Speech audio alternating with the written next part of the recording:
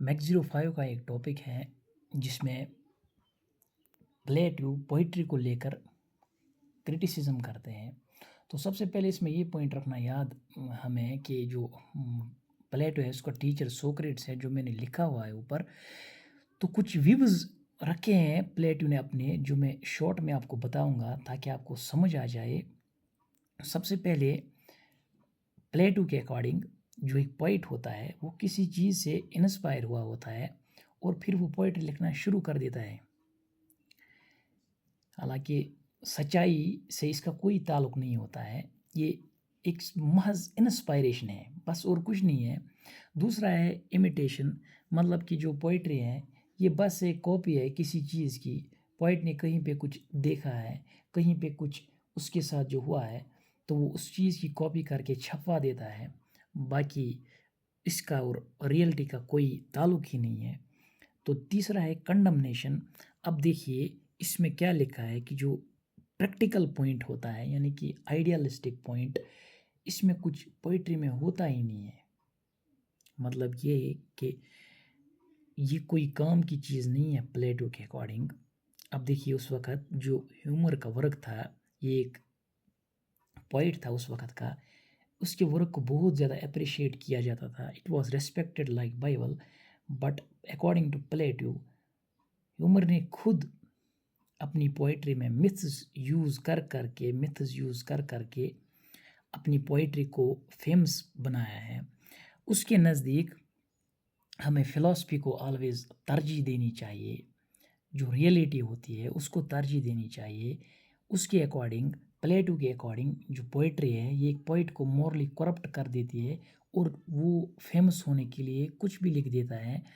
उसमें एक लालच भर जाती है, एक किस्म का ग्रीड भर जाता है और वो जो चाहे वो लिख देता है, बस ये कि ऑडियंस उससे सेटिस्फाई हो। और जो दूसरा है वो है, चौथा जो है वो है इमोशनल क्रिटिसिज्म। मतलब पोइट जो है वो जब लिखेगा तो उससे कुछ लोग जो हैं वो इमोशनल होते हैं लिखाई से, लेकिन प्लेटो के अकॉर्डिंग जो पोइट लिखते हैं वो कभी हकीकत होती ही नहीं है, उससे किसी को कोई फ़ायदा ही नहीं होता है, वो बस कॉपी करते हैं और बस छपवा देते हैं। उसके बाद है इंटेलेक्चुअल क्रिटिसिज्म। इसका मतलब ये है कि जो पोइट्री है वो रियलिटी से डिफरेंट होती है। पोइट्स फेक करते हैं एवरीथिंग, दे फेक एवरीथिंग, मतलब वो जानबूझ के सब कुछ ऐसे प्रेजेंट करते हैं जब जो कि रियल हुआ हो, लेकिन रियलिटी और उसमें बहुत ज़्यादा फ़र्क होता है। ये प्लेटो का क्रिटिसिज्म है जो शॉर्ट में बताया हुआ हूँ। इसके बाद थोड़ा सा अचीवमेंट्स प्लेटो को लेकर, जिसमें फाइन आर्ट्स हैं, उसमें पेंटिंग है, पोइट्री है, म्यूज़िक है। उसके बाद यूज़फुल आर्ट, मेडिसिन आपने पढ़ा होगा ये अच्छे से, एग्रीकल्चर। उसके बाद एक बहुत बढ़िया पॉइंट जो है वो फिलिप सिडनी ने बोला था प्लेटो को लेकर। उन्होंने बोला कि प्लेटो ने एक बहुत ज़्यादा अटैक नहीं किया है पोइट्री पे, उसने सिर्फ बुराइयाँ नहीं की है, उसने बोला कि थोड़ा सा a part of it is being criticised, full नहीं, मतलब पूरा नहीं कि उसने सिर्फ क्रिटिसाइज ही किया हो। उसके बाद एक दो पॉइंट्स और ये है कि देखो प्लेटो के अकॉर्डिंग जो यूथोपियन सोसाइटी होती है, मतलब जो कंप्लीट सोसाइटी होती है, उसमें पोइट्स का कोई रोल नहीं होता है।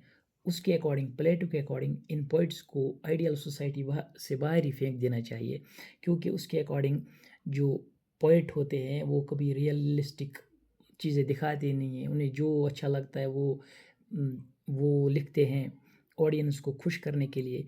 और प्लेटो के अकॉर्डिंग बार बार ये बहुत जगहों पर लिखा है कि जो रियलिटी होती है वो अलग होती है और जो पोइट्री है वो अलग होती है।